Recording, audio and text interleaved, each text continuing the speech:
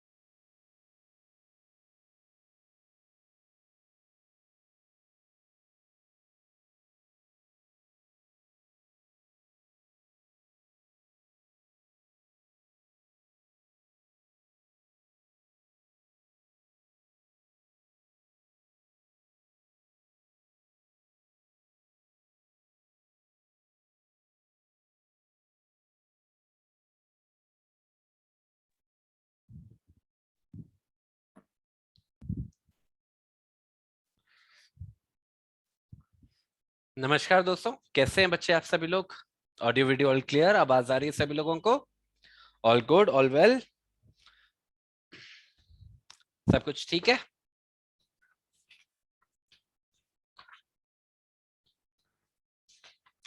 चलो ठीक है बच्चे, तो हमारा ये जो आज का सेशन है, this is in continuation to the session जो हमने कल होल्ड किया था।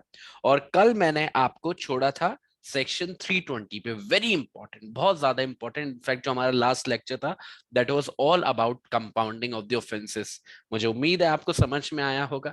कोशिश करिए बच्चे उसको समझने की, अगर नहीं आया एक बार में, क्योंकि वो बड़ा इंपॉर्टेंट टॉपिक है। ठीक है, तो आज के लेक्चर्स किस हिसाब से होने वाले हैं उसको समझ लेते हैं। आज बहुत ही हल्का रखूंगा, मैं बहुत ही कॉन्सेप्ट से फोकस करूंगा, उन पे ज्यादा टाइम डिवोट करूंगा। तो we are gonna start with section 321, 321 से शुरू करेंगे, जो भी आपको दिखाई दे रहा होगा बोर्ड पे।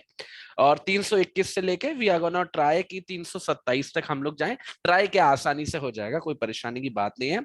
बस वही वाली बात कि भाई जो भी सेक्शंस हम लोग कवर करें, इनको अच्छे से करें, क्योंकि अब जो सेक्शंस आ रहे हैं, जैसे 321, 322, 323, 325, ये कुछ सेक्शंस हैं बच्चे जो बड़े इंपॉर्टेंट हैं। इंपॉर्टेंट देखो, हर चीज की इंपॉर्टेंस इस वजह से मत मत मत जज करो कि उस पे इंडिविजुअल क्वेश्चन पूछा जा रहा है या नहीं। कभी कभी किसी किसी प्रोविजंस की इंपॉर्टेंस इस आधार पर भी होती है कि वो आपके सीआरपीसी की अंडरस्टैंडिंग को कितना स्ट्रांग कर रहा है। क्योंकि अंडरस्टैंडिंग जब स्ट्रांग होगी, तभी तो कोई भी किसी भी टॉपिक पे आप आंसर अच्छा लिख पाओगे, वरना डर डर के लिखोगे, उतना ही लिखोगे जितना रट के आए हो। तो ये जो 321 पे तो इंडिपेंडेंट क्वेश्चन आ सकता है, ठीक है।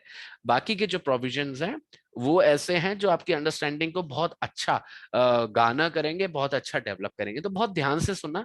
बहुत ही आसान सी बातें हैं, प्रैक्टिकल बातें हैं। अंडरस्टैंडिंग के लिए जो भी बेसिक चीजें चाहिए वो आपको पहले से पता है, हम लोग पहले से कवर कर चुके हैं, तो कोई परेशानी की बात नहीं है। बस एक ही बात का ध्यान रखें कि कोई भी चीज अगर इंपॉर्टेंट लग रही है, तो उसको नोट्स में जरूर लिखते रहें, जिससे क्या हो, रिलेटेबिलिटी बनती रहे। कल को रिवाइज करना पड़े तो आसानी से आपका रिवाइज हो जाए।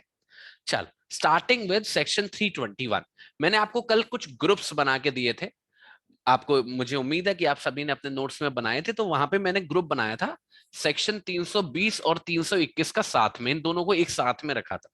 वैसे अगर आप इन दोनों सेक्शंस को पढ़ोगे तो ये बहुत अलग सेक्शंस हैं, पर इनके बीच में एक कॉमनिटी है, जिसकी वजह से मैं इनको हमेशा एक ग्रुप में डालता हूं। एक तो कॉमन बात यह है कि दोनों ही सेक्शंस बहुत इंपॉर्टेंट है।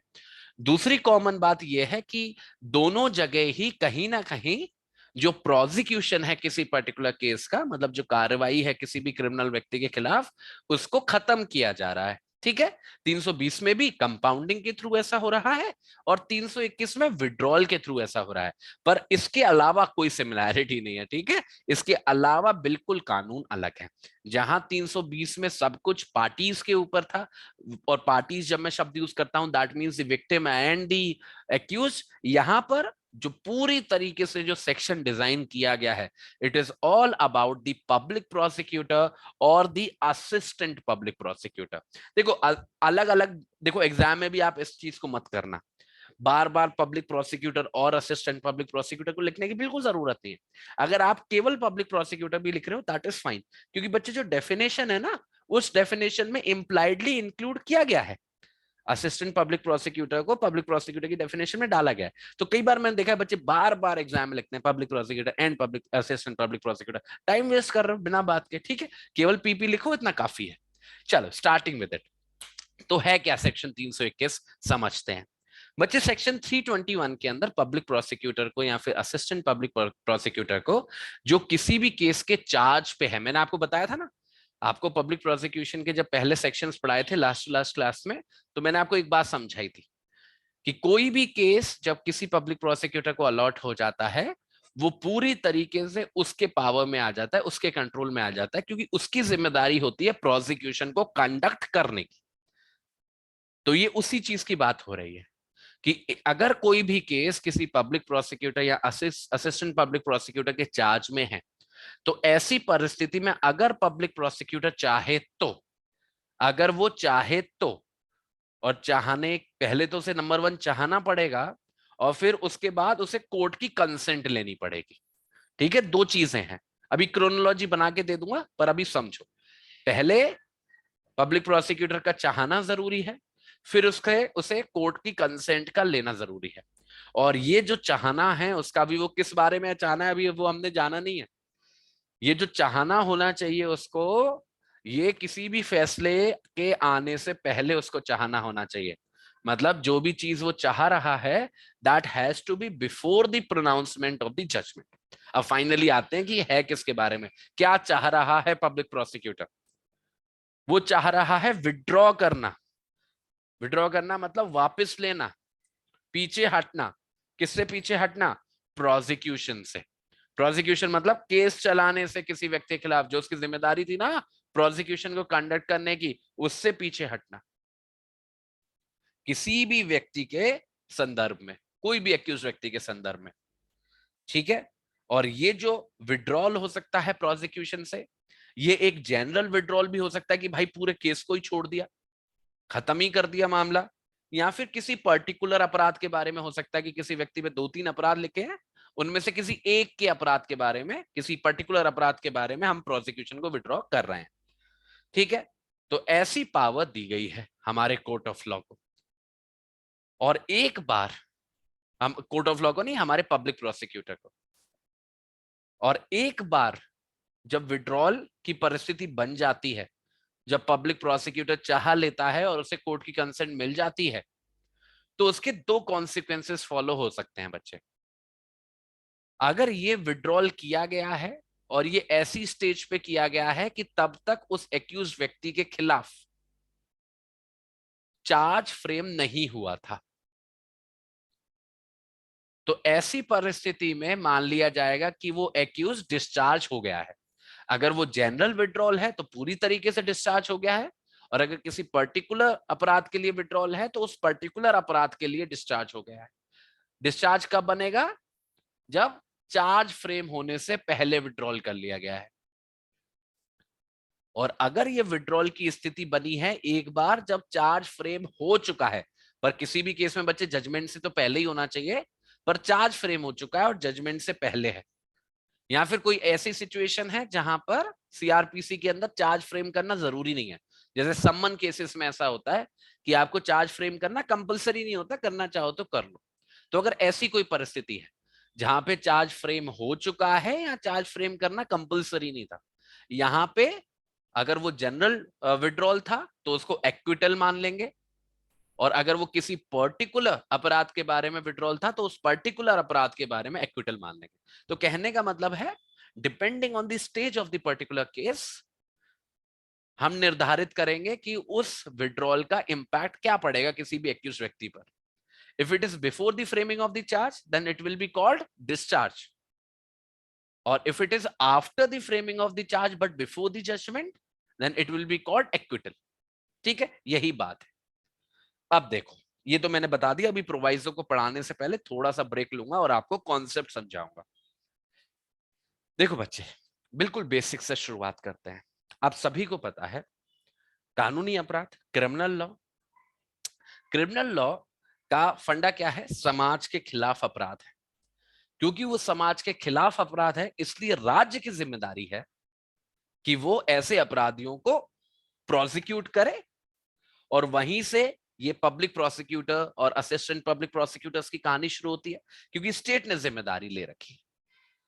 अब यहाँ पे बच्चे जिम्मेदारी तो हमने दे दी, पर बच्चे कई बार ऐसी भी तो परिस्थितियां हो सकती हैं जहां पर किसी भी वजह से, I am not going behind the reasons, किसी भी वजह से ऐसा जरूरी हो सकता है या ऐसा करना सही लग सकता है कि किसी व्यक्ति के खिलाफ हम प्रोसिक्यूशन ना चलाएं।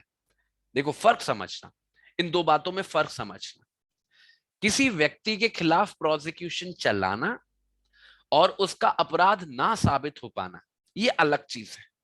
और किसी व्यक्ति के खिलाफ प्रोसिक्यूशन ही ना चलाना, ये अलग बात है।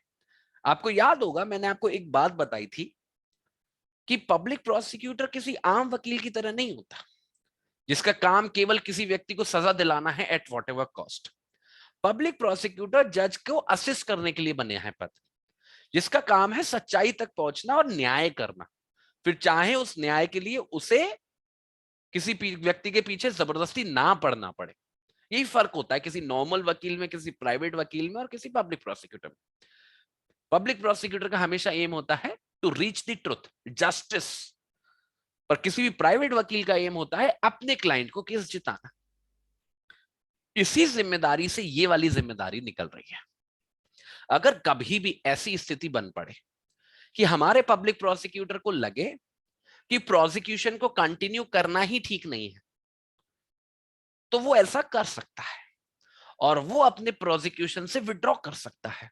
ऐसा जरूरी नहीं है ना। मानो कोई पब्लिक प्रोसिक्यूटर है जिसको लग रहा है कि जिस व्यक्ति के खिलाफ हम प्रोसिक्यूशन चला रहे हैं वो सही नहीं है, इसके पीछे कोई भी वजह हो सकती है। ऐसी सिचुएशन में हम उसको फोर्स नहीं कर सकते ना पब्लिक प्रोसिक्यूटर की कि भाई तुम्हें तो प्रोसिक्यूशन चलाना ही पड़ेगा, मत लड़ो, अच्छे से हार जाओगे केस, वो एक्यूट हो जाएगा। पर कितना टाइम जाएगा, कितना एफर्ट जाएगा, कोर्ट का कितना टाइम बर्बाद होगा, उसका कौन भरपाई करेगा? अगर पब्लिक प्रोसिक्यूटर के दिमाग में ये बात है कि उसे लग रहा है कि no purpose is going to be served इस प्रोसिक्यूशन के थ्रू, तो उस पर आजादी होनी चाहिए ना to back out from it. और यहां पे बच्चे एक बात को समझना, कई बच्चे इस बात में भी कंफ्यूज हो जाते हैं। पब्लिक प्रोसिक्यूटर के बैकआउट करने से मतलब ये नहीं है कि किसी पर्टिकुलर पब्लिक प्रोसिक्यूटर ने बैकआउट कर लिया और उसकी जगह कोई दूसरा पब्लिक प्रोसिक्यूटर इस केस को लड़ेगा, नहीं नहीं। प्रोसिक्यूशन से विड्रॉ करने का मतलब वो केस ही खत्म हो जाएगा, क्योंकि हमारा, मैंने जैसे आपको बताया, एडवर्सेरियल सिस्टम है। जज तो प्रोसिक्यूशन कर नहीं सकता, करना तो पब्लिक प्रोसिक्यूटर को ही है। प्राइवेट लॉयर को भी ये अधिकार नहीं है, प्राइवेट लॉयर भी केवल असिस्ट कर सकता है पब्लिक प्रोसिक्यूटर को। Getting my point? तो ऐसी सिचुएशन में अगर पब्लिक प्रोसिक्यूटर ही विड्रॉ कर रहा है प्रोसिक्यूशन से, तो उसका इंप्लाइड रिजल्ट यही होता है कि वो उस व्यक्ति के खिलाफ वो केस खत्म हो जाता है। तभी हम बोल रहे हैं ना कि अगर वो विड्रॉल चार्ज फ्रेम होने से पहले हो रहा है तो कोर्ट को डिस्चार्ज करना ही पड़ेगा, कोर्ट हैज नो चॉइस। और अगर वो चार्ज फ्रेम करने के बाद हो रहा है तो उसका इंपैक्ट क्या होगा, उसको एक्विटल माना जाएगा। ये बात तो बच्चे आपको मैं 1000 बार बता चुका हूं। एक बार चार्ज फ्रेम हो जाता है उसके बाद एक्विटल ही हो सकता है, डिस्चार्ज नहीं होता। डिस्चार्ज की परिस्थिति चार्ज फ्रेम होने से पहले ही होती है। अब ये तो हो गई बच्चे अधिकार की बात कि पब्लिक प्रोसिक्यूटर्स के पास ये लिबर्टी है। अब आप सभी लोगों के दिमाग में हजारों सवाल उठ रहे होंगे कि सर ऐसा क्यों है, ऐसे तो किसी व्यक्ति के साथ गलत भी हो सकता है। अब किसी व्यक्ति के साथ गलत हुआ है और मानो पब्लिक प्रोसिक्यूटर विड्रॉ कर दे तो उसको कैसे जस्टिस मिलेगा? और आपके बिल्कुल जो आर्ग्यूमेंट्स हैं वो बिल्कुल जस्ट है, बिल्कुल सही है। तो यहीं पे हमको कुछ पॉइंट्स को नोटिस करना है कि भाई ये सबसे पहले तो समझना है कि इस पावर को, इतनी बड़ी पावर को देने का लॉजिक क्या है। और उससे भी ज्यादा इंपॉर्टेंट हमको ये समझना है कि इस पावर को एक्सरसाइज करने से पहले व्हाट आर दी कंसीडरेशंस जो हमारे पब्लिक प्रोसिक्यूटर को सेटिस्फाई करनी होती है। ठीक है, किस किस बातों का ध्यान रखना पड़ता है किसी भी पब्लिक प्रोसिक्यूटर, क्योंकि एक जिम्मेदारी है, ये उसका एक एग्जीक्यूटिव फंक्शन है। As the representative of the state वो केस को विड्रॉ कर रहा है, तो वो अपना एग्जीक्यूटिव फंक्शन को निभा रहा है। तो वो अब जब अपने एग्जीक्यूटिव फंक्शन को निभाता है तो ऑब्वियसली उसको रिस्पॉन्सिबली निभाना पड़ेगा। और वो अपने विम्स एंड कैप्रिस पे नहीं कर सकता, अपने मन मर्जी के हिसाब से नहीं कर सकता, हमेशा कुछ कंसिडरेशंस चाहिए ही होंगी। तो इन्हीं पॉइंट्स को बच्चे हम लोगों को आगे समझना है। ठीक है, सबसे पहले देखो कुछ प्रोवाइजोस। सबसे पहला प्रोवाइजो ये कहता है कि अगर ये जो अपराध है, और एक बात तो आप समझ के, वैसे इसको मैं और एक्सप्लेन कर देता हूं, ये जो विड्रॉल फ्रॉम प्रोसिक्यूशन है ये दोनों कॉन्टेक्स्ट में हो सकता है। जैसे मानो किसी व्यक्ति पे कोई एक अपराध के बारे में एलिगेशन लगा है कि इस पर्टिकुलर व्यक्ति ने ये वाला अपराध किया है और इसके खिलाफ केस चलना था, प्रोसिक्यूशन चलाना था पब्लिक प्रोसिक्यूटर को।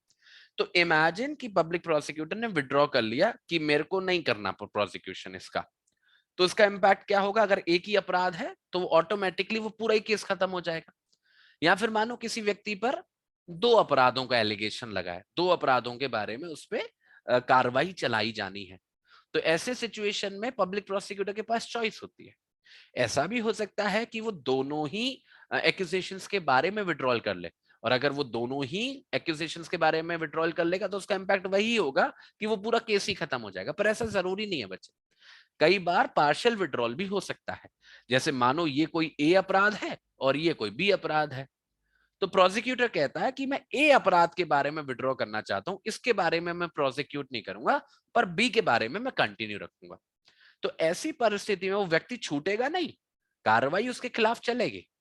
तो फिर ये डिस्चार्ज और एक्यूटल कैसे होगा? केवल उस अपराध के रिलेशन में होगा जिस अपराध के बारे में विड्रॉल किया गया है, जिस पर्टिकुलर, जैसे ए अपराध के बारे में विड्रॉल किया गया है, तो उसके लिए वो डिस्चार्ज हो जाएगा अगर अभी तक चार्ज फ्रेम नहीं हुआ था, और अगर चार्ज फ्रेम हो गया था उस पर्टिकुलर अपराध के लिए तो उस अपराध के लिए वो एक्यूट हो जाएगा। पर जो बाकी का अपराध है जिसके बारे में विड्रॉल नहीं किया गया, उसके रिलेशन में कार्रवाई जो है जैसे चलनी थी वो वैसे ही चलती रहेगी।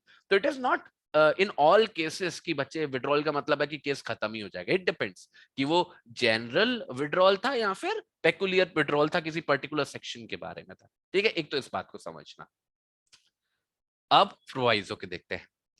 यहां पे बोला जा रहा है कि जहां पे कोई भी ऑफेंस जिसके बारे में विड्रॉल किया जा रहा है, अगर वो ऑफेंस किसी ऐसे कानून के मामले में था जो कानून के बारे में executive power of the union extend करती है। Executive power of the union का मतलब समझो पहले। देखो बच्चे, जिस जिस सब्जेक्ट मैटर के बारे में यूनियन लेजिस्लेचर को, मतलब हमारी पार्लियामेंट को लॉ बनाने की पावर है, उस सब्जेक्ट मैटर के बारे में हमारे यूनियन गवर्नमेंट के पास एग्जीक्यूटिव फंक्शंस हैं। तो executive functions of the union government are equal to the legislative powers of the union. ठीक है, जहां जहां कानून बना सकता है पार्लियामेंट, वहां वहां केंद्रीय सरकार अपने एग्जीक्यूटिव फंक्शंस को निभा सकती है। इसके लिए अगर आपको पता लगाना है कि कहां कहां कानून बना सकता है, इसके लिए आपको भारतीय संविधान में आर्टिकल 246 के साथ आपको अपना शेड्यूल 7 देखना पड़ता है। यहाँ पे आपको 3 लिस्ट मिलती हैं, जिसमें यूनियन लिस्ट आप देखेंगे तो वो एक्सक्लूसिव सब्जेक्ट मैटर है, और कंकरेंट लिस्ट देखेंगे तो वो शेयर्ड सब्जेक्ट मैटर। ठीक है, तो अगर वो जो कानून है जिसके रिलेशन में वो अपराध है, और वो ऐसा अपराध है जिसमें executive power of the union extend करती है, मतलब जिसके बारे में पार्लियामेंट कानून बनाती है, अगर ऐसी परिस्थिति है, इसमें सब आ जाएंगे बच्चे, जितने भी अब ये नेशनल लेवल के लॉ पढ़ रहे हैं, अभी लोकल लॉ तो हमने पढ़ना शुरू नहीं किया। अभी तो हम जो भी पढ़ रहे हैं सब ऐसे ही पढ़ रहे हैं जो पार्लियामेंट ने बनाए हैं, राइट? तो ये सारे ही कानून लगभग आईपीसी वगैरह सब कुछ, ठीक है। या फिर वो ऐसे अपराध के बारे में विड्रॉल है जिसके बारे में जो इन्वेस्टिगेशन कंडक्ट करी थी वो दिल्ली स्पेशल पुलिस एस्टेब्लिशमेंट ने करी थी, under the Delhi special police establishment act. आपने कई बार देखा होगा कि केजरीवाल साहब को बहुत कंसर्न रहती है कि जो दिल्ली पुलिस है वो उनके कंट्रोल में नहीं है, क्योंकि बच्चे जो दिल्ली पुलिस होती है वो यूनियन के कंट्रोल में होती है, क्योंकि Delhi is the national capital territory, हमारा राजधानी है देश का। फॉर दैट रीजन ये एक स्पेशल, वैसे पुलिस जो होती है बच्चे वो हमेशा स्टेट गवर्नमेंट के कंट्रोल में होती है, जैसे यूपी पुलिस है तो वो योगी जी के अंडर, समथिंग लाइक दैट। पर दिल्ली में ऐसा नहीं है, दिल्ली में पुलिस जो है वो केंद्र की जो अधीन होती है, तो केंद्र में जो सरकार है उसका कंट्रोल रहता है। तो इसलिए स्पेशली दिल्ली पुलिस के बारे में यहाँ पे लिखा गया है। तो अगर कोई भी ऐसा कानून है जिसकी इन्वेस्टिगेशन अगर दिल्ली पुलिस ने करी है, ऐसी सिचुएशन बन रही है, या फिर वो जो अपराध है उस अपराध में किसी भी तरीके से कोई भी डिस्ट्रक्शन या फिर मिस एप्रोप्रिएशन या फिर किसी भी प्रकार की कोई भी डैमेज सेंट्रल गवर्नमेंट की प्रॉपर्टी को अगर की गई है, मतलब सेंट्रल गवर्नमेंट की प्रॉपर्टी को नुकसान पहुंचाया गया है और उसी के रिलेशन में वो अपराध है, तो किसी व्यक्ति ने सेंट्रल गवर्नमेंट की प्रॉपर्टी को नुकसान पहुंचाया था और उसके बारे में विड्रॉल किया जा रहा है, तो अगर इन तीनों में से कोई भी सिचुएशन बन रही है, कौन कौन सी, executive power of the union जहां पे एक्सटेंड करती है, दिल्ली पुलिस वाली बात हो गई, और डैमेज टू दी या फिर नुकसान to the central government's property, अगर इन तीनों में से कोई भी एक परिस्थिति बन रही है, तो ऐसी सिचुएशन में आपका ये जो क्या कहते हैं पब्लिक प्रोसिक्यूटर है, वो विड्रॉ तो कर सकता है, पर अगर वो पब्लिक प्रोसिक्यूटर यूनियन गवर्नमेंट के द्वारा अपॉइंटेड नहीं है, मतलब राज्य सरकार के द्वारा अपॉइंटेड है, तो ऐसी सिचुएशन में विड्रॉल करने से पहले उसे केंद्रीय सरकार की परमिशन लेनी होगी। इन तीनों परिस्थितियों में केंद्रीय सरकार की बिना परमिशन के ये पब्लिक प्रोसिक्यूटर, अगर वो केंद्रीय सरकार के द्वारा अपॉइंटेड नहीं है, तो वो विड्रॉ नहीं कर सकता। अगर वो पब्लिक प्रोसिक्यूटर केंद्रीय सरकार के ही द्वारा अपॉइंटेड है, तो परमिशन लेने की जरूरत नहीं है, क्योंकि अगर वो केंद्रीय सरकार के ही द्वारा अपॉइंटेड है, तो वो केंद्रीय सरकार को ही रिप्रेजेंट कर रहा है, तो वो पावर रखता है कि वो विड्रॉ कर सकता है in his own behalf without the permission of the central government, केवल उसे कोर्ट की परमिशन चाहिए। पर अगर ऐसा कोई पब्लिक प्रोसिक्यूटर है जो केंद्रीय सरकार के द्वारा अपॉइंटेड नहीं है, राज्य सरकार के द्वारा अपॉइंटेड है, ऐसे व्यक्ति को विड्रॉ करना है, विड्रॉ कर सकता है, पर उसे परमिशन सीक करनी पड़ेगी सेंट्रल गवर्नमेंट, क्योंकि आप देख रहे हो, क्योंकि उस अपराध जिसको वो विड्रॉ करने की सोच रहा है, वो इन तीनों में से किसी भी माध्यम से केंद्रीय सरकार से जुड़ा हुआ है, तो वहां पे दो परमिशन हो जाती है, पहले केंद्रीय सरकार की परमिशन और फिर कोर्ट ऑफ लॉ की परमिशन। पर ऐसा तभी जब पब्लिक प्रोसिक्यूटर है जो अपॉइंट नहीं किया, जो जो अपॉइंट हुआ है वो केंद्रीय सरकार ने नहीं किया है। बस इसमें एक पॉइंट और जोड़ दो, तीन सिचुएशन तो मैंने आपको बता दी। अगर कोई भी अपराध जिसके विड्रॉल के बारे में आप चर्चा कर रहे हो, अगर वो किसी सेंट्रल गवर्नमेंट के एम्प्लॉय ने किया है और उस दौरान किया है जब वो अपनी ड्यूटीज को निभा रहा था, ये काफी ब्रॉड है, इसलिए इसको अलग रखना है आपको।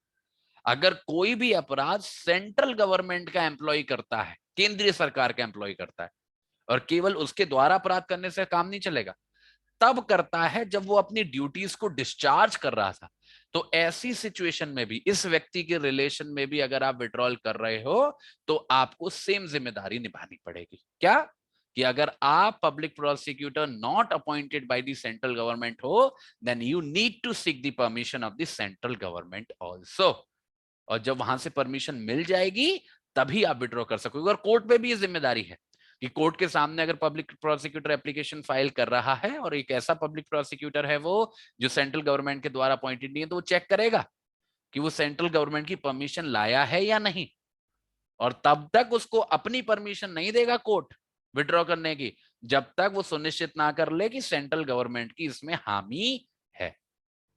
ठीक है, so this is the entire scenario जो हमारे सेक्शन 321 से निकल के आता है। बड़ा सिंपल सा है वो, तो जब हम पहली बार पढ़ते हैं तो हम उसको उसके सारे एस्पेक्ट्स को देखते हैं, बट अब अगर इसको मैं ओवरऑल कंक्लूड करूं तो it is a very simple situation.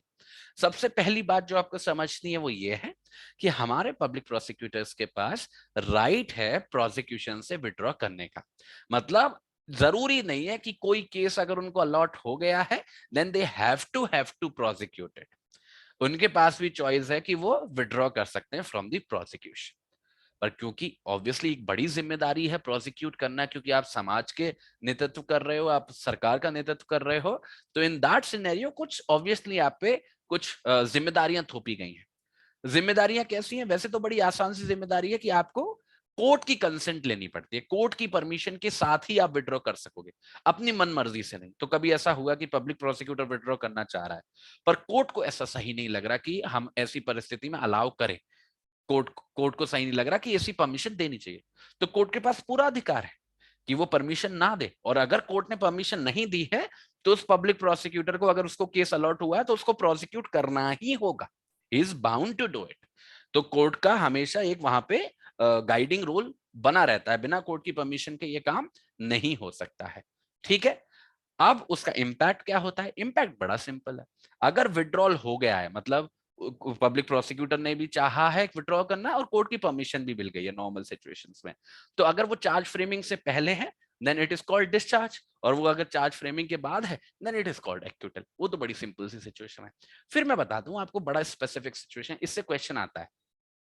अगर कभी भी विड्रॉल जिस अपराध के बारे में करा जा रहा है, चाहे वो जनरल विड्रॉल हो चाहे वो स्पेसिफिक विड्रॉल हो, जैसे मैंने आपको बताया था, दोनों ही सिचुएशन में अगर वो अपराध किसी भी तरीके से केंद्रीय सरकार से जुड़ा है, और क्या क्या माध्यम हो सकते हैं जुड़ा होने के, या तो वो एक ऐसा मुद्दा है, ऐसा अपराध है जो ऐसे कानून से निकल के आ रहा है जहां पे executive power of the union extend करती है, मतलब आसान भाषा में बोलूं जिस कानून को पार्लियामेंट ने बनाया है, इससे आसान कुछ नहीं बता सकता मैं। दूसरा, उसके बारे में इन्वेस्टिगेशन जो है वो दिल्ली पुलिस ने की, क्योंकि वो अगेन ऐसा ही टोल्ड यू कि वो केंद्र का नेतृत्व करती है वो वाली पुलिस।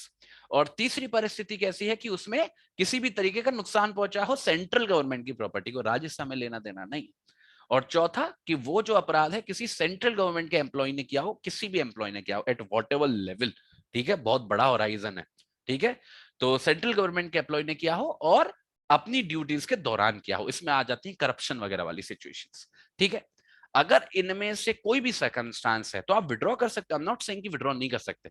यहां पे दो चीजों के बारे में आपको फैसला लेना होगा। पहले आपको देखना पड़ेगा कि वो जो पब्लिक प्रोसिक्यूटर है जो विड्रॉ करने की सोच रहा है, is he appointed by the central government और द स्टेट गवर्नमेंट। अगर वो appointed by the central government है तो कोई परेशानी नहीं है, वही प्रोसीजर रहेगा जो हमने सबसेक्शन 1 के अंदर पढ़ा कि उसे कोर्ट की परमिशन चाहिए, कोर्ट की परमिशन मिल गई, वेल गुड है, कुछ नहीं चाहिए। बट अगर वो public prosecutor is not appointed by the central government but is rather appointed by the state government, अगर स्टेट गवर्नमेंट का वो एम्प्लॉय है, ऐसी सिचुएशन में उस पर एडिशनल जिम्मेदारी है कि उसको विड्रॉ सीक करने से पहले सेंट्रल गवर्नमेंट की परमिशन लेनी पड़ेगी, and once he has that permission, उसके बाद ही वो विड्रॉल फाइल कर सकेगा और फिर ही इसको कोर्ट परमिशन दे सकेगा। तो बस इतना सा, थोड़ा सा रास्ता बड़ा हो जाता है, एक स्टेप ज्यादा लेना पड़ता है। तो ये बच्चे हमारा सेक्शन है, सेक्शन इसके आगे कुछ नहीं कहता, और यही अंडरस्टैंडिंग हमारे सेक्शन से निकल के आती है। पर बच्चे इतना आसान नहीं है, मतलब आप जब आंसर लिखोगे सेक्शन 321 पे, अगर आप यहीं पे फिनिश करते हो, अगर वो शॉर्ट नोट का आंसर है then it is well and good, but अगर वो लेंदी आंसर है तो आपको ज्यादा अच्छे मार्क्स नहीं मिलेंगे। अभी ये मान के चलो आपने 60% मार्क्स सिक्योर किए हैं, क्योंकि कहानी शुरू होती है अब प्रैक्टिकलिटीज। बच्चे मैंने जैसे बताया कि ये जो पब्लिक प्रोसिक्यूटर है जो विड्रॉ कर रहा है, और जब वो विड्रॉ करता है वो अपने एग्जीक्यूटिव फंक्शन को एक्सरसाइज कर रहा है, क्योंकि वो गवर्नमेंट का एम्प्लॉय है ना। गवर्नमेंट का एम्प्लॉय, गवर्नमेंट का क्या काम होता है? एग्जीक्यूटिव काम होता है। तो वो अपने एग्जीक्यूटिव फंक्शन को एक्सरसाइज करता है as the representative of the government. और जब मैं बोलता हूं as the representative of the government, यहां पे बच्चे एक क्लैश देखने को मिलता है। जितनी भी जजमेंट्स एग्जिस्ट करती हैं इस एरिया में, सब जगह पर सुप्रीम कोर्ट ने बार बार ये बोला है कि ये जो सेक्शन है वो पावर देता है पब्लिक प्रोसिक्यूटर को विड्रॉ करने की, ना कि सरकार को। भले ही पब्लिक प्रोसिक्यूटर रिप्रेजेंटेटिव है सरकार का, बट ये राइट जो है ये पर्सनल टू पब्लिक प्रोसिक्यूटर है, it is not personal to the government. तो हमेशा डिस्पाइट द फैक्ट, अब ये मुझे नहीं पता बच्चे कितना प्रैक्टिकल है, मुझे प्रैक्टिकल नहीं लगती है सुप्रीम कोर्ट की बात, पर उसका ये कहना है कि पब्लिक प्रोसिक्यूटर जब भी फैसला लेगा कि वो किसी प्रोसिक्यूशन को विड्रॉ कर रहा है, ये फैसला केवल और केवल उसी का होना चाहिए।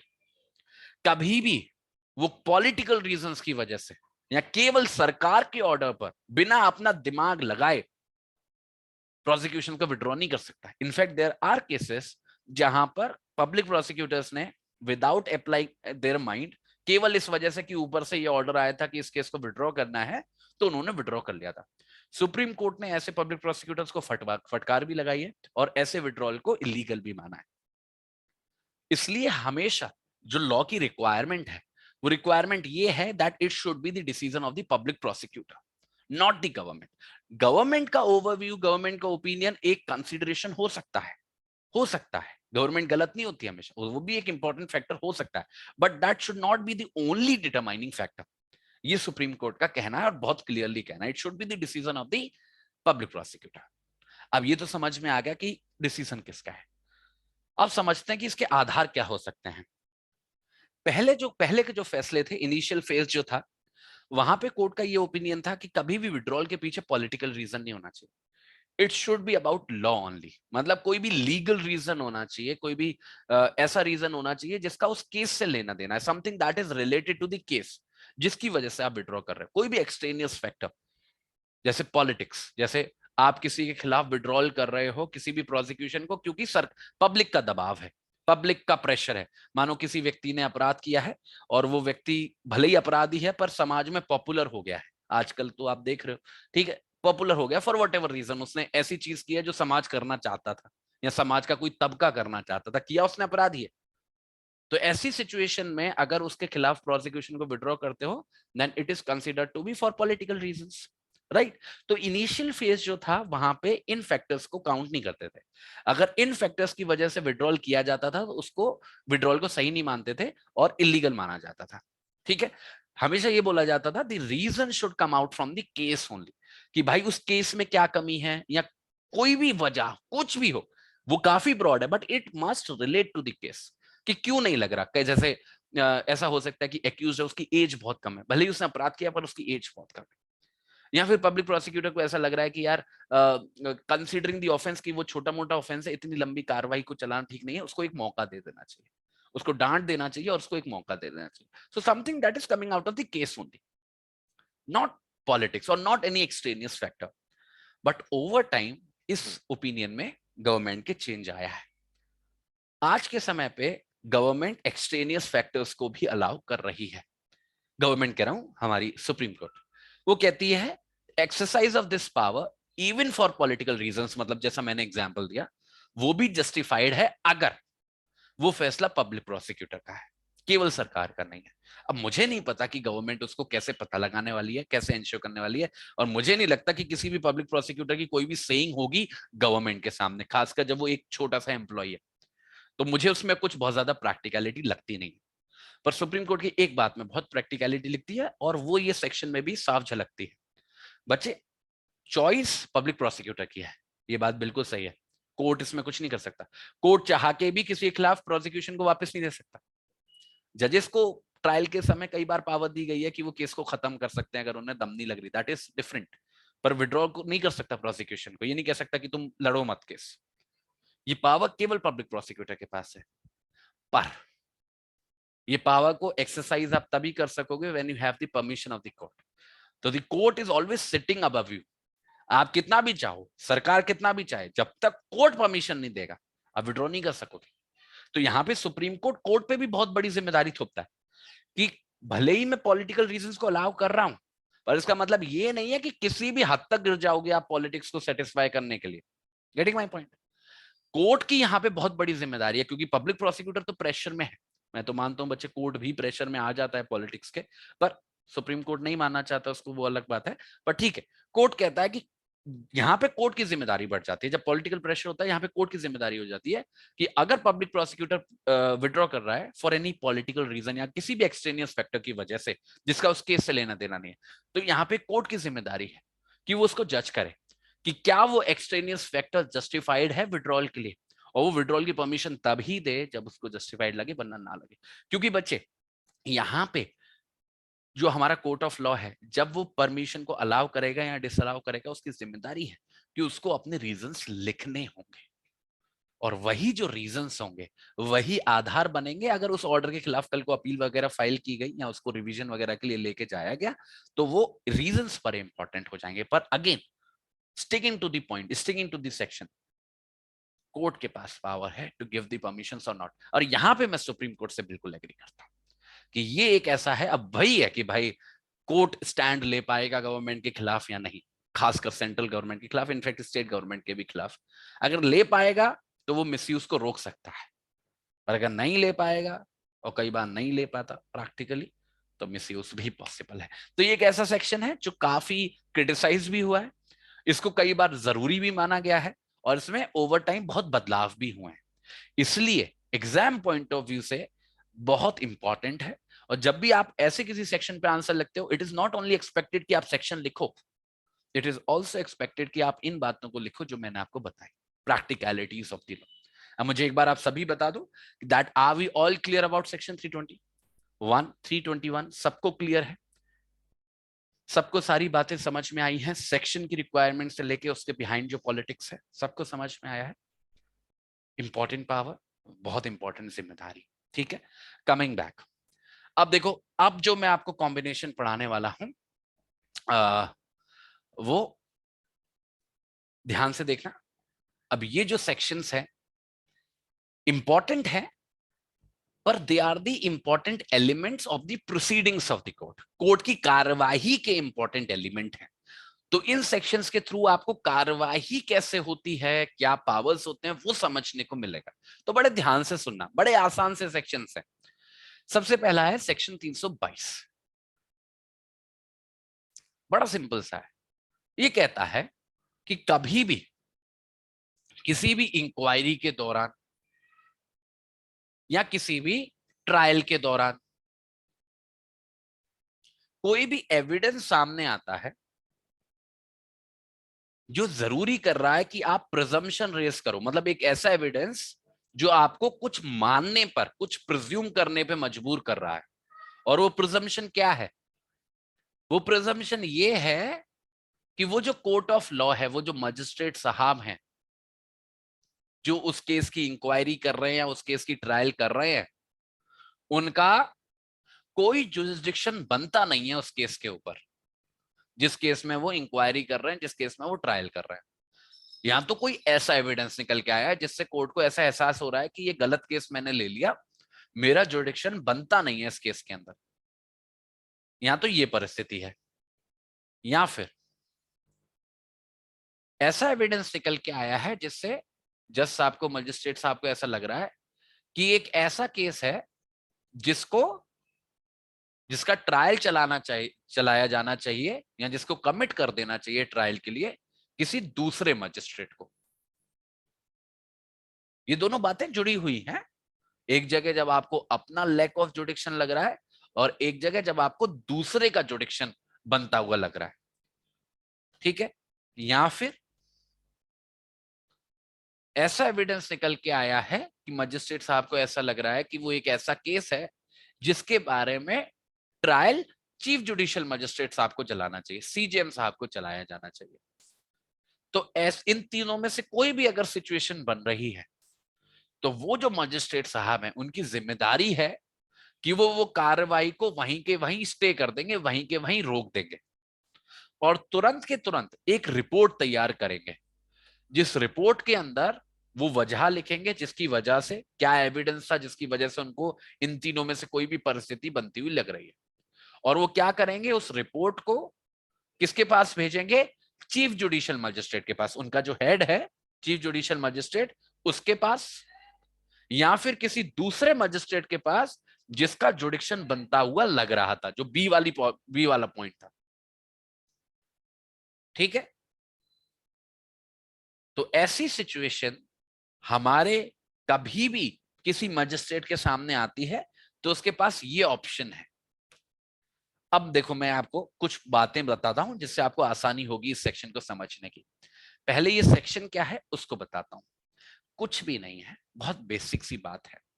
देखो बच्चे, जब भी कोई भी मजिस्ट्रेट किसी भी केस का ट्रायल चलाने का फैसला लेता है या किसी भी तरीके की कोई भी कार्रवाई करता है किसी भी केस, किसी भी फैक्ट्स एंड सर्कमस्टांसेस पे, तो कुछ पॉइंटर्स होते हैं जो पॉइंटर्स उसको इंडिकेट करते हैं कि भाई आपका जुडिक्शन बनता है। राइट। अब जुडिक्शन की जब भी मैं बात करता हूं तो ज्यादातर क्या चीजें रोल प्ले करती हैं? मेरे हिसाब से तो तीन चीजें हैं जो किसी भी केस में जुडिक्शन को निर्धारित कर सकती है। पहला होता है टेरिटरी, कि वो अपराध कहां पे हुआ, उसकी लोकेशन। ये एक इंपॉर्टेंट फैक्टर है जुडिक्शन को निर्धारित करने के लिए। दूसरा, कई बार अगर उसमें कोई पैसा वैसा इन्वॉल्व है या फिर जो ऐसी सिचुएशन है उसको भी एक इंपॉर्टेंट कंसिडरेशन मान लेते हैं। क्रिमिनल लॉ में वैसे उसकी ज्यादा वैल्यू नहीं होती, but still we can consider it. और थर्ड वेरी इंपॉर्टेंट पॉइंट होता है the nature of the offence, कि क्या वो एक ऐसा ऑफेंस है जिसके बारे में कोई पर्टिकुलर मजिस्ट्रेट ट्रायल चला सकता है या नहीं। इसका हमको पता चलता है शेड्यूल को देख के। जब हम शेड्यूल देखते हैं उससे हमको पता चलता है कि भाई कौन से केस, कौन से अपराध के बारे में कौन ट्रायल चलाएगा। तो शुरू में जो हमारे पास एविडेंसेस होते हैं, जब हम किसी भी केस की शुरुआत करते हैं तो क्या होता है हमारे पास? एफआईआर होती है, चार्जशीट होती है, कंप्लेंट होती है, थोड़ी बहुत गवाहियां होती हैं कंप्लेनेंट वगैरह की, थोड़ी बहुत गवाहियां होती हैं जो 164 के अंदर शायद मजिस्ट्रेट ने रिकॉर्ड करी हो या 161 के अंदर शायद पुलिस ने करी हो। इन्हीं लिमिटेड फैक्ट्स एंड सर्कमस्टांसेस पे कोई भी कोर्ट फैसला लेता है, ये उसका जुडिक्शन बनता है या नहीं, सबको इसी बेसिस पे लेना बनता है। और मानो इन्हीं फैक्ट्स एंड सर्कमस्टांसेस पे किसी जज साहब ने, किसी मजिस्ट्रेट साहब ने फैसला लिया होगा कि भाई मेरा जुडिक्शन बनता है, और उन्हें उसी उसी व्यू के साथ, उसी ओपिनियन के साथ मानो कार्रवाई को शुरू कर दिया। कार्रवाई अब वो किसी भी स्टेज पे हो सकता है, ट्रायल शुरू हो गया हो या प्री ट्रायल की सिचुएशन हो या चार्ज फ्रेम करने की सोच रहे हो, कभी भी है, मतलब वो कार्रवाई कंडक्ट कर रहे हैं उस केस के बारे में, ये इंपॉर्टेंट है। अब इसी दौरान कोई चीज निकल के आती है जो पहले शायद नहीं थी, कोई चीज नहीं निकल के आई, कोई नया एविडेंस निकल के आया जिससे मजिस्ट्रेट का बिल्कुल ओपिनियन ही बदल गया। या तो ऐसी परिस्थिति बन गई कि उन्हें लग रहा है कि यार मेरा जुडिक्शन नहीं बन रहा है इस केस के ऊपर, या फिर उन्हें लग रहा है कि मेरा नहीं बन रहा पर किसी और मजिस्ट्रेट का बन रहा है, या फिर उन्हें लग रहा है कि सीजेएम साहब का बन रहा है। इन तीनों में से कोई भी परिस्थिति हो सकती है। और कैसे बनेगी? कभी कभी ऐसा हो जाता है कि कोई एक ऐसा एविडेंस निकल के आ जाए जो आपके जुडिक्शन को चैलेंज कर दे, पर आपको इंडिकेशन ना दे कि आपके अलावा किसका जुडिक्शन बनता है, ऐसी सिचुएशन हो जाए। या फिर ऐसा भी हो सकता है कि कोई ऐसा एविडेंस निकल के आए जो आपके जुडिक्शन को भी चैलेंज कर रहा हो और साथ के साथ इंडिकेट भी कर रहा हो कि कौन से दूसरे मजिस्ट्रेट का जुडिक्शन बन रहा है। फॉर एग्जाम्पल, आपको कहीं से लाश मिली, आपको लगा था कि जहां पे लाश मिली है वहीं पे अपराध हुआ है, पर पता चला उस लाश को अपराध कहीं और कमिट करके वहां पे डाला गया था। So this is the fact कि जहां पे मर्डर एक्चुअल में कमिट किया होगा, मर्डर तो चलो मैंने बहुत बड़ा अपराध बोल दिया कि वो सेशन कोर्ट ही इसके बारे में चलाएगा, बट समझने के लिए तो ऐसी कोई परिस्थिति है जहां पे आपको पता चल रहा है कि जहां पे मर्डर हुआ, जहां पे अपराध हुआ, उस मजिस्ट्रेट का जुडिक्शन बनना चाहिए। या फिर कोई एक ऐसा ऑफेंस हुआ, कोर्ट को ऐसा लग रहा कि उसके बारे में जो जुरिस्डिक्शन है वो केवल सीजीएम के पास है। यहाँ पे टेरिटरी इंपॉर्टेंट रोल नहीं प्ले करेगी। जब सीजीएम वाला इंडिकेशन आएगा ना, जो तीसरी वाली परिस्थिति बनेगी कि मजिस्ट्रेट को लगेगा मेरा जुडिक्शन नहीं है, सीजीएम साहब का है, यहाँ पे टेरिटरी इंपॉर्टेंट रोल नहीं प्ले करेगी। यहाँ पे प्ले करेगा उस ऑफेंस का नेचर।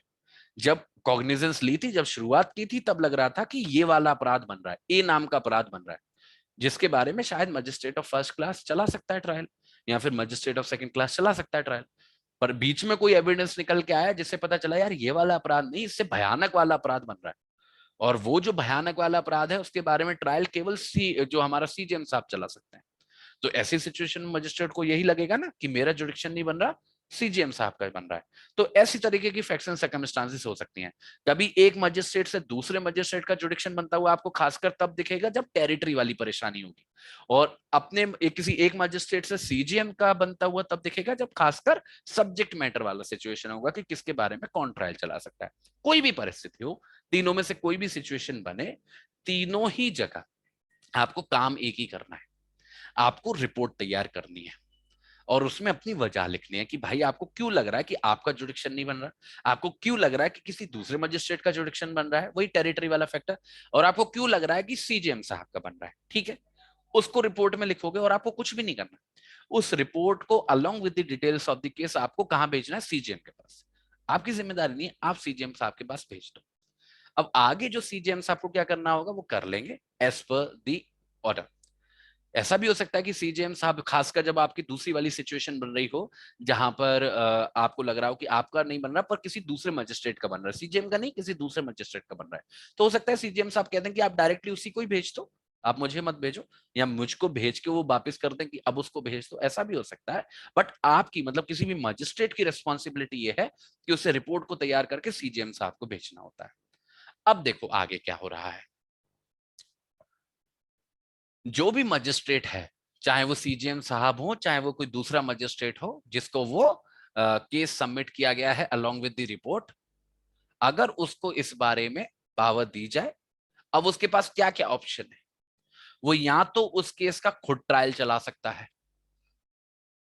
या फिर वो उस केस को किसी दूसरे मजिस्ट्रेट के पास भेज सकता है जो मजिस्ट्रेट उससे सबऑर्डिनेट हो। ये खासकर सीजीएम वाली सिचुएशन में होगा। ठीक है, या फिर उसको ट्रायल के लिए कमिट कर सकता है। ट्रायल के लिए कमिट करने का मतलब है, मानो ऐसा लग रहा है कि वो केस जो है सेशन जज के सामने जाना चाहिए, तो ट्रायल के लिए सेशन जज के सामने कमिट कर सकता है। तो कहने का मतलब है, जब भी वो केस पहले वाले मजिस्ट्रेट से ट्रांसफर होके दूसरे वाले मजिस्ट्रेट पे आया। अगर वो कोई अदर मजिस्ट्रेट पे आया है, मानो जो दूसरा मजिस्ट्रेट है वो भी मजिस्ट्रेट ऑफ फर्स्ट क्लास है या फिर मजिस्ट्रेट ऑफ सेकंड क्लास है, तो ऐसे व्यक्ति के पास तो आमतौर पर वैसे दो ऑप्शन रहेंगे। वो या तो उसका खुद ट्रायल चला लेगा, अगर वो उस रिपोर्ट से सेटिस्फाइड है और उसे लग रहा है कि उसी का जुडिक्शन बनता है तो उसी खुद ही ट्रायल चला लेगा। और उसे लग रहा है कि भाई मेरा भी नहीं बन रहा, अपने सेशन जज का बन रहा है क्योंकि बड़ा अपराध है, तो वो सेशन जज के सामने कमिट कर देगा। पर मानो अगर वो जो रिपोर्ट है वो सीजीएम साहब के पास पहुंची और सीजीएम साहब से बोला जा रहा है, तो सीजीएम साहब के पास भी ऑप्शन है कि सीजीएम साहब उसका खुद भी ट्रायल चला सकते हैं। पर क्योंकि सीजीएम साहब हेड है मजिस्ट्रेट के, तो वो उस केस के ट्रायल चलाने के बारे में किसी अपने सबऑर्डिनेट मजिस्ट्रेट को भी बोल सकते हैं, किसी दूसरे मजिस्ट्रेट ऑफ फर्स्ट क्लास को भी बोल सकते हैं, या फिर उन्हें लग रहा है कि उसका ट्रायल सेशन जज के द्वारा चलाया जाना चाहिए क्योंकि वो एक बड़ा अपराध है, तो उसके लिए उसको सेशन जज के सामने भी कमिट कर सकते हैं। तो सीजीएम साहब के पास नॉर्मल सिचुएशन में तीनों ऑप्शन होते हैं, किसी भी आम मजिस्ट्रेट के पास बाकी के दो ऑप्शंस होते हैं। तो कहने का मतलब है इतना डीप जाने की जरूरत नहीं है और कंफ्यूज होने की भी जरूरत नहीं है, बस इसका जिस्ट समझ लो। जिस्ट बस इतना सा है कि कभी भी एक बार जुडिक्शन लेने के बाद, एक बार कार्रवाई को शुरू करने के बाद अगर कुछ भी ऐसा सामने आएगा मजिस्ट्रेट के सामने जो उसकी जुडिक्शन को चैलेंज करेगा या किसी और मजिस्ट्रेट की जुडिक्शन को स्थापित करेगा या सीजीएम की जुडिक्शन को स्थापित करेगा, तो ऐसा नहीं है कि वो आंख बंद करके केस चलाता ही रहेगा, क्योंकि अगर उसकी जुडिक्शन नहीं है तो नहीं है। सिंपल सी बात है, कोई और चैलेंज करे उससे बढ़िया वो खुद ही उसको वहीं के वहीं रोके रिपोर्ट तैयार करे और सीजीएम साहब के पास भेज दे, फिर सीजीएम साहब को जो करना होगा वो कर लेंगे। और डिपेंडिंग ऑन द सिचुएशन कि वो सीजीएम साहब के से किसी दूसरे मजिस्ट्रेट पे गई या फिर सीजीएम साहब पे ही रह गई, वो उस हिसाब से पावर को एक्सरसाइज कर लेंगे। या तो वो खुद ट्रायल चला लेंगे या किसी सबऑर्डिनेट मजिस्ट्रेट को दे देंगे ट्रायल चलाने के लिए, या फिर सेशन जज के सामने कमिट कर देंगे। ठीक है, तो ये इसको कैसे समझोगे, कैसे याद रखोगे? सेक्शन 322 डील्स विद दो सिचुएशंस जहां पे एक बार कार्रवाई शुरू होने के बाद कोई भी एविडेंस पिक्चर में आता है that challenges the जुडिक्शन of the court.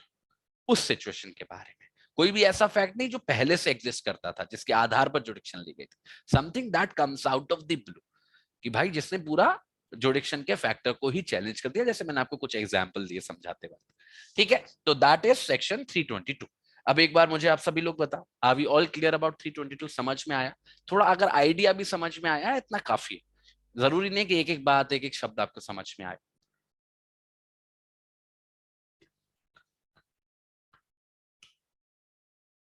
Clear है, समझ में आया है?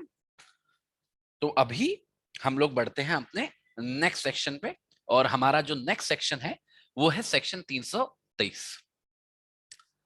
सेक्शन 323 जो है वो बताता है प्रोसीजर के बारे में। और कौन सी चीज के बारे में प्रोसीजर?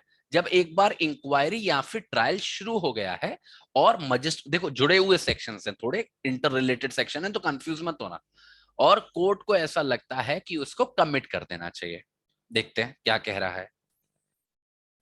मानो किसी भी इंक्वायरी के दौरान, किसी भी अपराध में या किसी भी ट्रायल के दौरान मजिस्ट्रेट साहब को ऐसा लगता है, किसी कोई भी स्टेज हो सकती है जब उसको ऐसा लग रहा है, पर जजमेंट के सुनाने से पहले होना चाहिए। ये बच्चे आपको हर जगह रिक्वायरमेंट लगी, क्योंकि एक बार जजमेंट सुना दी ना फिर उस मजिस्ट्रेट की पावर नहीं रहती उस केस के ऊपर, तो it has to be before the passing of the judgement.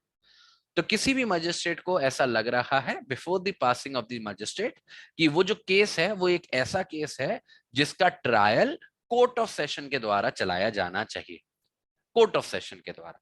और जब भी मैं बोलता हूं कोर्ट ऑफ सेशन, यहां पे what would be the reason? यहां पे सब्जेक्ट मैटर रीजन रहेगा। मानो जब कार्यवाही चली शुरू हुई थी तो लग रहा था कि ये अपराध बन रहा है, ए अपराध बन रहा है, और ए अपराध के बारे में मजिस्ट्रेट के पास पावर थी ट्रायल चलाने की। पर धीरे धीरे जब एविडेंसेस आए या कुछ और नई घटना घटी केस के चलते चलते, जिससे वो ए अपराध बी अपराध में कन्वर्ट हो गया, और ये जो बी अपराध है इसके बारे में जो ट्रायल चलाने की पावर है एज पर द स्केड्यूल, वो कोर्ट ऑफ सेशन के पास है। तो ऐसी सिचुएशन में तो बच्चे भेजना ही पड़ेगा ना, ट्रायल को कमिटी करना पड़ेगा कोर्ट ऑफ सेशन के सामने। तो ऐसी सिचुएशन में हमारा जो मजिस्ट्रेट है वो उस केस को उठा के कोर्ट ऑफ सेशन के सामने कमिट कर देगा, सिंपल सी बात है। और एक इंपॉर्टेंट बात है, जब कोर्ट ऑफ सेशन के पास वो केस पहुंच जाएगा तो उस पर प्रोसीजर कौन सा लगेगा? कौन सा प्रोसीजर लगेगा, किस हिसाब से ट्रायल चलेगा, चैप्टर 18 के हिसाब से। याद है ना, मैंने आपको पढ़ाया था कोर्ट ऑफ सेशन में ट्रायल का प्रोसीजर इज डिफरेंट और मजिस्ट्रेट के कोर्ट में अलग होता है। Court of session warrant cases का ट्रायल अलग तरीके से चलाता है और मजिस्ट्रेट अलग तरीके से चलाता है। मजिस्ट्रेट में दो तरीके के केसेस होते हैं, दोनों का अलग अलग ट्रायल है, सम्मन केसेस का अलग है, वारंट केसेस का अलग है।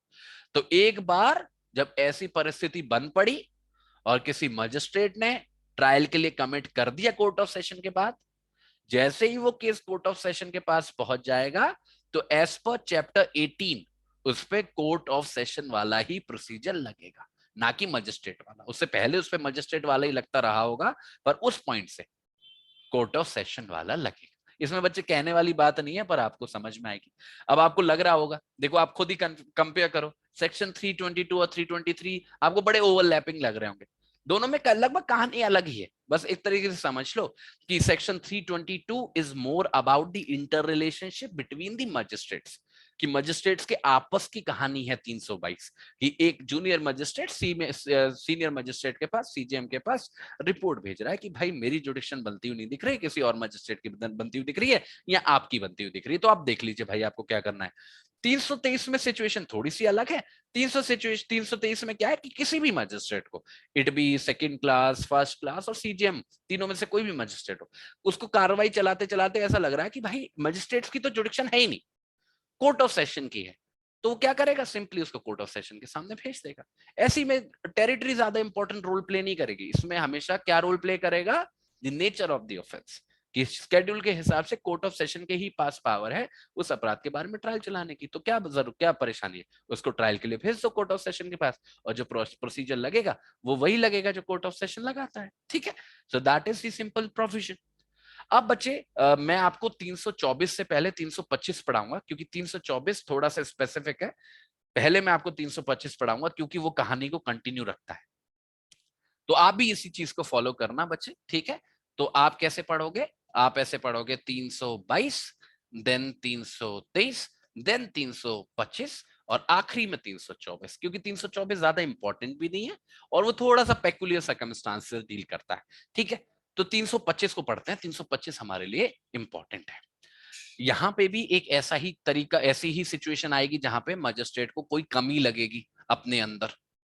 तो यहाँ पे क्या हो रहा है, यहाँ पे कभी भी किसी भी कार्यवाही को सुनने के दौरान, कार्यवाही चलाने के दौरान मजिस्ट्रेट को ऐसा लग रहा है, मजिस्ट्रेट का ऐसा ओपिनियन है कि भाई जिस केस के बारे में वो कार्यवाही चला रहा है, जिस एक्यूज के खिलाफ चला रहा है, उसको लग रहा है कि वो जो एक्यूज है वो गिल्टी पाया जाएगा। मतलब लग रहा है कि पलड़ा प्रोसिक्यूशन की तरफ भारी हो रहा है और एक्यूज को गिल्टी पाया जाने वाले हैं, मतलब उसका अपराध साबित होता हुआ दिख रहा है।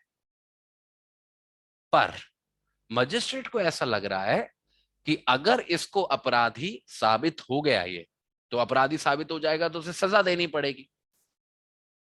तो ऐसी सिचुएशन में मजिस्ट्रेट को ऐसा लग रहा है कि ये व्यक्ति जिसका अपराध साबित होता हुआ लग रहा है, इसको जो सजा मिलनी चाहिए वो ज्यादा मिलनी चाहिए उससे जो मैं देने में सक्षम हूं। मतलब जो मेरी कैपेसिटी है ना पनिशमेंट देने की, उससे ज्यादा सजा मिलनी चाहिए, उसको सीवियर पनिशमेंट मिलनी चाहिए, या फिर जिस प्रकार की मैं सजा दे सकता हूं उससे ज्यादा खतरनाक प्रकार की सजा मिलनी चाहिए। अगर इन दोनों में से कोई भी ओपिनियन लग रहा है मजिस्ट्रेट को कि भाई मैं सक्षम तो हूं, देखो ये फर्क क्या है, फर्क समझो, 322, 323 और 325 में फर्क समझो। मजिस्ट्रेट को ऐसा नहीं लग रहा कि मेरा जुडिक्शन नहीं है, मजिस्ट्रेट सक्षम है, उसका जुरिस्डिक्शन है, चाहे वो टेरिटोरियल हो चाहे सब्जेक्ट मैटर हो, केपेबल है वो चलाने में। बस उसको लग रहा है कि वो उतना पनिशमेंट नहीं दे पाएगा जितना पनिशमेंट इस व्यक्ति को मिलना चाहिए। देखो बच्चे ये दो बातें अलग होती हैं, इन बातों को पहले तो समझा दूं मैं आपको, कि मुझे नहीं पता कि आप लोग उसको समझ पा रहे हो या नहीं। देखो, subject matter jurisdiction, subject matter jurisdiction, ये एक अलग बात है। कैपेसिटी टू पनिश ये दूसरी बात है। ये दोनों अलग कैसे हैं इसको समझें। सब्जेक्ट मैटर जुरिसडिक्शन एक शेड्यूल के आधार पर निर्धारित की गई है कि ये फलाना अपराध, ये फलाना अपराध, ये फलाना अपराध, ये फलाना अपराध, इसके बारे में ये ट्रायल चलाएगा, इसके बारे में ये ट्रायल चलाएगा, इसके बारे में ये ट्रायल चलाएगा, इसके बारे में ये ट्रायल चलाएगा। तो एक तरीके की टेबल है।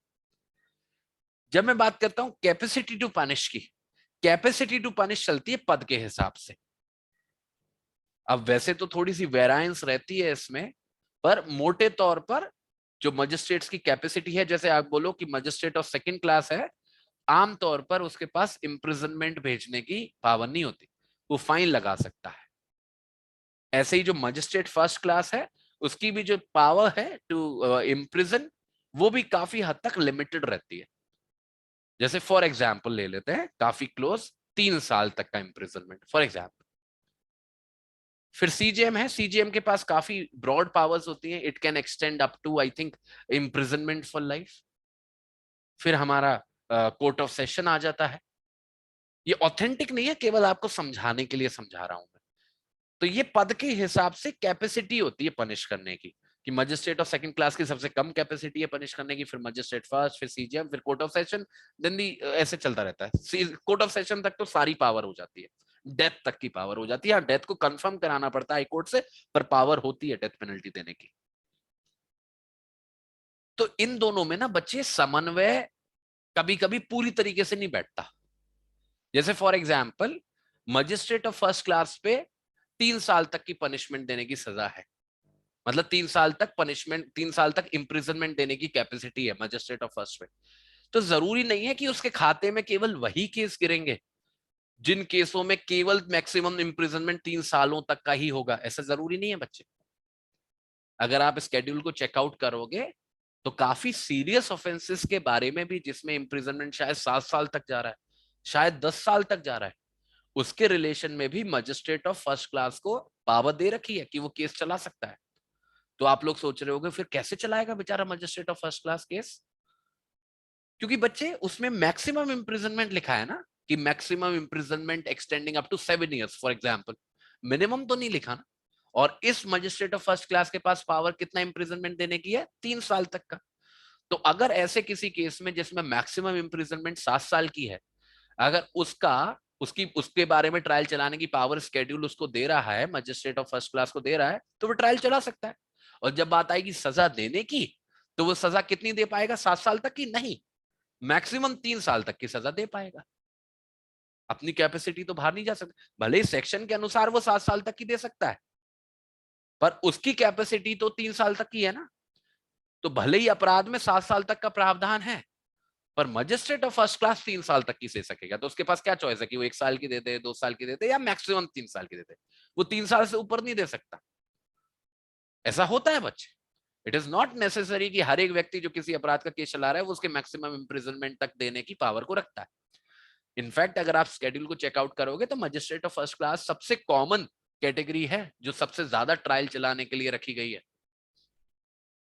और उसकी अगर कैपेसिटी से कंपेयर करें तो कैपेसिटी बहुत कम होती है, तो अपनी कैपेसिटी को ब्रीच नहीं कर सकता। ऐसी ही सिचुएशन से डील करने के लिए हमारे सामने ये सेक्शन है, सेक्शन 325, जिसमें बोला जा रहा है कि कभी भी मजिस्ट्रेट ऑफ फर्स्ट क्लास के ट्रायल चला रहा है किसी भी केस का, उस ट्रायल को चलाने की कैपेसिटी तो है उसके पास एज पर द स्केड्यूल, पर जो सजा देने की उसके पास पावर है, जो उसकी कैपेसिटी है, उसे लग रहा है कि उससे ज्यादा सजा मिलनी चाहिए।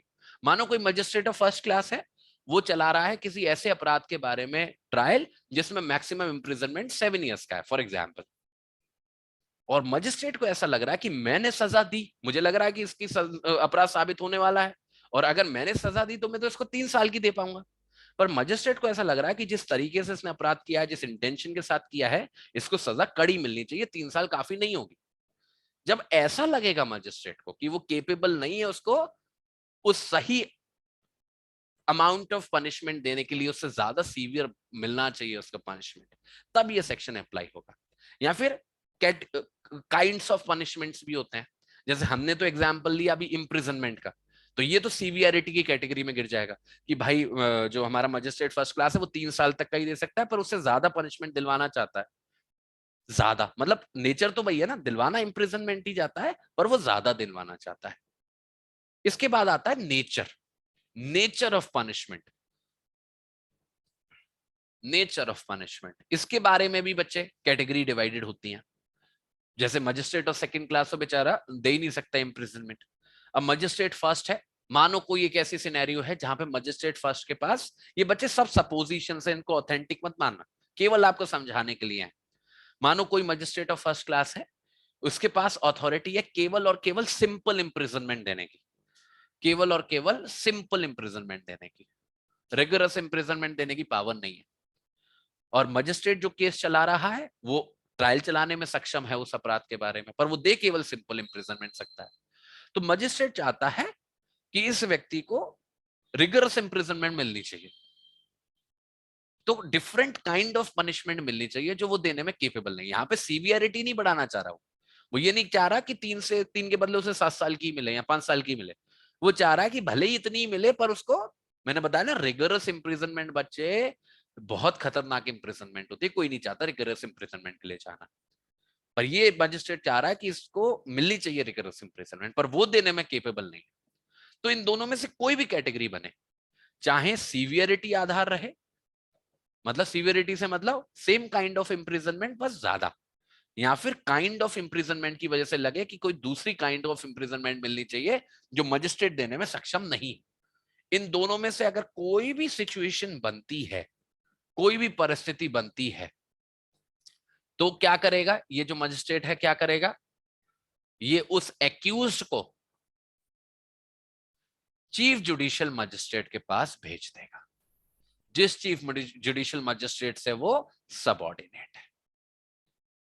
क्योंकि जैसा मैंने आपको बताया, सीजेएम की power in comparison to magistrate first and magistrate second बहुत ब्रॉड होती है। तो चांसेस हैं कि 99% जो वो सीवियर पनिशमेंट दिलवाना चाहता है मजिस्ट्रेट फर्स्ट या सेकंड, या डिफरेंट काइंड ऑफ पनिशमेंट दिलवाना चाहता है मजिस्ट्रेट फर्स्ट या सेकंड, वो सीजीएम दे सकेगा उसके बिहाफ पर। तो अगर कभी भी किसी मजिस्ट्रेट को ऐसा फील हो रहा है तो केस उसी के पास रहेगा, ट्रायल उसी ने ही चलाया है, उसी का केस है, वो फैक्ट नहीं बदलेगा। इट इज जस्ट कि जब वो एकदम बिल्कुल लास्ट स्टेज आ गई है ना, जब ऐसा नहीं है कि सीजीएम दोबारा शुरू से शुरुआत करेगा, ट्रायल चलाएगा केस की, नहीं नहीं, मजिस्ट्रेट बस अपना रीजन लिखेगा कि उसे ऐसा क्यों लग रहा है कि सीवियर पनिशमेंट मिलना चाहिए, डिफरेंट काइंड ऑफ पनिशमेंट मिलना चाहिए, और कार्यवाही को एक्यूज के साथ, मतलब डिटेल्स के साथ चीफ जुडिशियल मजिस्ट्रेट के पास भेज देगा। चीफ जुडिशियल मजिस्ट्रेट के पास वहीं के वहीं पावर होगी, without conducting a new trial, उसी ट्रायल पे रिलाई करते हुए कि वो उस सीवियर पनिशमेंट को, अगर उसे फैसला बच्चे सीजेएम का ही है, बाउंड नहीं है सीजेएम, अगर वो एग्री करेगा कि इसको सीवियर मिलना चाहिए वो तभी देगा, या डिफरेंट काइंड मिलना चाहिए तो तभी देगा। ठीक है, तो ऐसी परिस्थिति है। इसमें बस एक छोटी सी बात है, आपको थोड़ी सी कंफ्यूजिंग लग सकती है। देखो बच्चे, क्या कहते हैं, जो हमारा सेकंड क्लास ऑफ मजिस्ट्रेट है, उसको सेक्शन 106 को अगर आप देखोगे, वही है बच्चे पीस एंड ट्रैंक्विलिटी वाला सेक्शन है। एक बार अगर आप उसको देखोगे सेक्शन 106, अगर सेक्शन 106 के रिलेशन में हमारा जो मजिस्ट्रेट ऑफ सेकंड क्लास है, उसके पास पावर नहीं है कि वो किसी व्यक्ति से बॉन्ड को एग्जीक्यूट करवा सके, वो पावर केवल और केवल मजिस्ट्रेट ऑफ फर्स्ट क्लास या सीजीएम साहब को दी गई है। तो अगर कोई भी मजिस्ट्रेट ऑफ सेकंड क्लास है जो किसी कार्रवाई को देख रहा है और उसे लग रहा है कि उस व्यक्ति से बॉन्ड भरवाया जाना चाहिए, उससे बॉन्ड को एग्जीक्यूट करवाया जाना चाहिए, तो वो भी यही काम करेगा कि उस केस को with the record of the कार्रवाई सीजीएम के सामने भेज देगा। वैसे अगर इसको याद रखना चाहो तो रखो, अगर स्किप करना चाहो आप वो भी कर सकते हो, वो लिखा हुआ है इसलिए मैंने आपको पढ़ा दिया। तो कहने की मतलब ये है, यहाँ पे खेल, इस सेक्शन के अंदर खेल, 325 के अंदर खेल, is it not about the jurisdiction of the court, कि मजिस्ट्रेट का जुरिस्डिक्शन है या नहीं, जैसी कहानी 322 और 323 में थी। यहाँ पे it is the opinion of the magistrate, वो ऑथराइज है ट्रायल चलाने के लिए, उसने ट्रायल चलाया भी है इनफैक्ट, वो केवल लास्ट स्टेज पर जब फैसला देने की बारी आ रही है, जब पनिश करने की बारी आ रही है, उस पर्टिकुलर पॉइंट ऑफ टाइम पे मजिस्ट्रेट को ऐसा लग रहा है कि जो डिजर्व करता है ये पनिशमेंट, वो मजिस्ट्रेट देने में सक्षम नहीं है, चाहे वो सीवियरिटी की बात हो चाहे वो काइंड की बात हो। ऐसी सिचुएशन में वो उस केस को along with the accuse CGM के पास भेज सकता है फॉर सेंटेंसिंग, कि आप इसको वो एप्रोप्रिएट सजा दे दो, क्योंकि आपके पास वो कैपेसिटी है। ठीक है, फिर इसके बाद आता है बच्चे सबसेक्शन 2, जहां पर मानो अभी तो हमने इमेजिन किया सबसेक्शन 1 के अंदर कि कोई एक ही एक्यूज है किसी केस में, और उसी एक्यूज के रिलेशन में मजिस्ट्रेट का ऐसा ओपिनियन है। पर बच्चे ऐसा भी हो सकता है कि एक से ज्यादा एक्यूज हो किसी केस के अंदर, जिनके बारे में एक साथ ट्रायल चल रहा हो मजिस्ट्रेट के सामने। तो ऐसी सिचुएशन में मजिस्ट्रेट की ये जिम्मेदारी होगी कि वो उन सारे एक्यूज को, सारे के सारे एक्यूज को चीफ जुडिशियल मजिस्ट्रेट के पास भेजेगा। कहने का मतलब है, मानो किसी भी केस में 3 लोगों के खिलाफ जॉइंट ट्रायल चल रहा था मजिस्ट्रेट के पास, इन तीनों में से मजिस्ट्रेट को कोई एक ही बंदा ज्यादा बदमाश लग रहा है और मजिस्ट्रेट चाहता है कि इसको ज्यादा सीवियर सजा मिलनी चाहिए जो मैं देने में सक्षम नहीं हूं, बाकियों को वो मिलनी चाहिए जो मैं देने में सक्षम हूं। तो मजिस्ट्रेट ऐसा नहीं कर सकता कि उस व्यक्ति को तो सीजेएम के पास भेज दे और इनको अपने पास रख ले, इनके बारे में खुद सेंटेंसिंग सुना दे और उनके बारे में सीजेएम को बोल दे कि आप सेंटेंसिंग सुना दो। आप ऐसा नहीं कर सकते, एक्यूज का डिवीजन नहीं कर सकते। अगर आप किसी भी केस में किसी भी एक्यूज के रिलेशन में ऐसा ओपिनियन रख रहे हो और सीजीएम के सामने भेजना चाह रहे हो, तो आपको सारे एक्यूज को भेजना पड़ेगा। और ऐसा नहीं है कि सीजीएम फिर सबको ही सीवियर पनिशमेंट देगा या सबको ही डिफरेंट काइंड को देगा। आप अपनी रिपोर्ट में ये लिख दो कि मैं चाहता हूं केवल इसको सीवियर मिले, तो सीजीएम उसी को सीवियर देगा, बाकी सबको नॉर्मली देगा, क्योंकि सीजीएम की पावर तो सारे मतलब अगर हायर पनिशमेंट देने की है तो लोअर पनिशमेंट तो उसमें इंक्लूडेड है ना, कि वो तो दे ही सकता है। तो सीजीएम ऐसा कर लेगा कि बाकियों को माने 3-3 साल की सजा दे, पर इस वाले बंदे को 7 साल की सजा दे दे। पर भेजना सबको सीजीएम के पास पड़ेगा। आप ऐसा नहीं कर सकते कि खुद कुछ की सेंटेंसिंग आप करो कुछ की बाद में करो। ऐसा क्यों किया गया? There should be no two different sentencing in the same trial. एक ही ट्रायल के अंदर 2 सेंटेंसिंग नहीं हो सकती, एक मजिस्ट्रेट के द्वारा और एक सीजीएम के द्वारा। एक ही बंदा करेगा, वो कैसे भी करेगा एक, या तो आप ही कर लो सबकी, भूल जाओ वो ओपिनियन, या फिर सीजीएम साहब को ही करने दो सब। ठीक है, सो समथिंग लाइक दैट। अब आ रहे हैं सबसेक्शन 3 पे, लास्ट सबसेक्शन है सेक्शन का। इसमें क्या बोला जा रहा है? ये जो चीफ जुडिशियल मजिस्ट्रेट है जिसपे वो प्रोसीडिंग्स भेजी गई हैं बाय द मजिस्ट्रेट, अब उसकी, मैंने बोला ना, उसकी जिम्मेदारी है कि अब वो देखेगा अपनी मनमर्जी से, वो बाध्य नहीं, जैसा भी उसको ठीक लगे, अगर उसको सब कुछ ठीक लग रहा है और उसको ऐसा जरूरी, अब देखो उसको भी तो अपना, ऐसा तो है नहीं कि जो भी मजिस्ट्रेट ने कह दिया उसको आंख बंद करके मान लेगा।